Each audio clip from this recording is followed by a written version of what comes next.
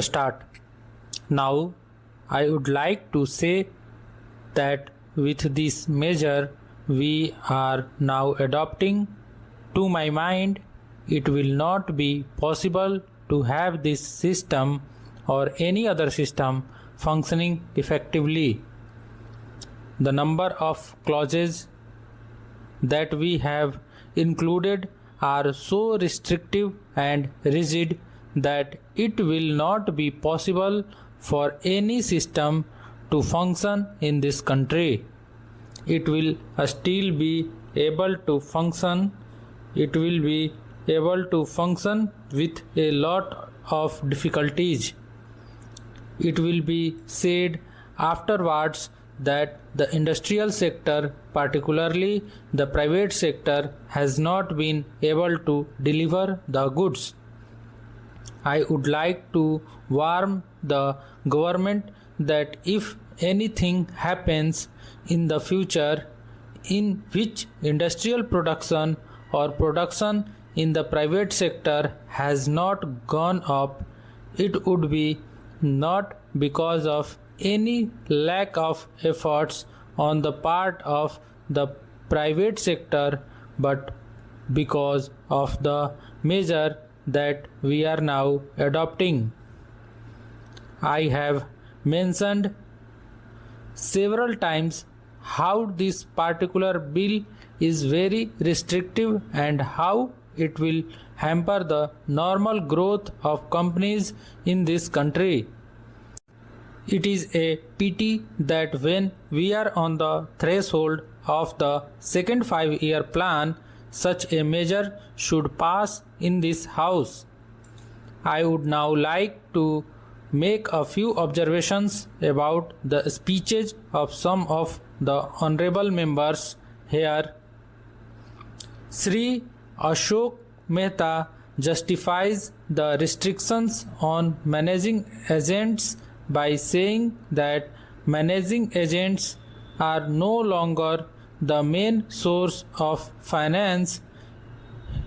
He also argues that profits have been high and will continue to remain high, and therefore he would like to see the managing agents being paid on a sliding scale. He is in the habit of referring to a number of books and making quotations from a number of them published in America or by other countries, and particularly by some of the professors. I would also like to mention to him that even when companies are floated, it requires a certain amount of confidence amongst the investing public, and it is because a particular firm is managing a particular company that this confidence is created in the investing public. Even there, as the Honorable Finance Minister has said, there is a sort of overall tight control. New banks and insurance companies are not floated nowadays. What you have are the few banks which are existing and the few insurance companies are existing. The other point is that the credit worthiness of the managing agency firm does count to a certain extent in getting credit from the banks and other financial institutions. Yesterday, it was mentioned by my honorable friend that the crux of the problem is the question of payment remuneration to a particular managing agency system.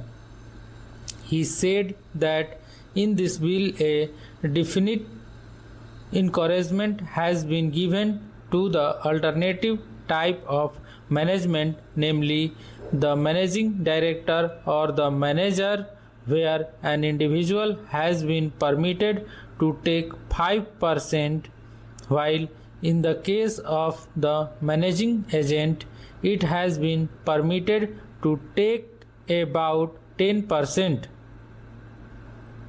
I would like to point out to him that it is not merely the question of remuneration which will decide the alternative type of management.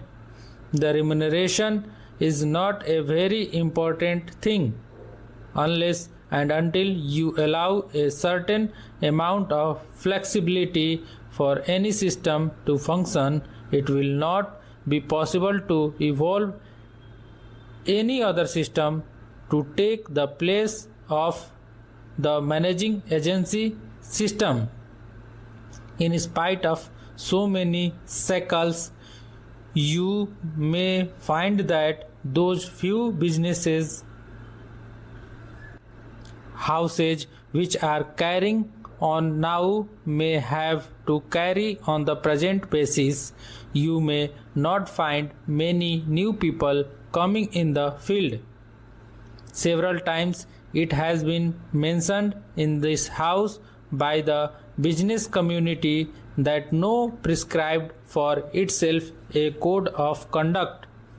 In this connection, I would like to point out that a degree of diplomacy is essential for the profession, and in case of violation of the code, sanction should be provided by it to prevent a person from practicing the profession.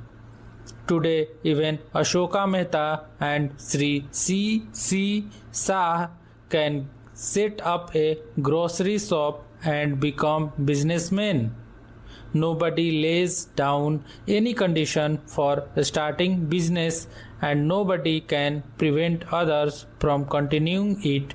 But I would like to point out that with regard to the codes of conduct, there is a certain amount of ethics and there are certain standards and traditions on which business houses function. If a particular firm has not got proper ways of managing its business, you will find that business house will find it difficult to function, and it would be difficult for it to command the confidence of the business community. It would not be possible for it to function as effectively as a businessman who has proper ways of managing its business. That is sufficient as a code of conduct. It is not possible to prescribe a certain code of conduct in the manner it has been done for the profession in general. Stop.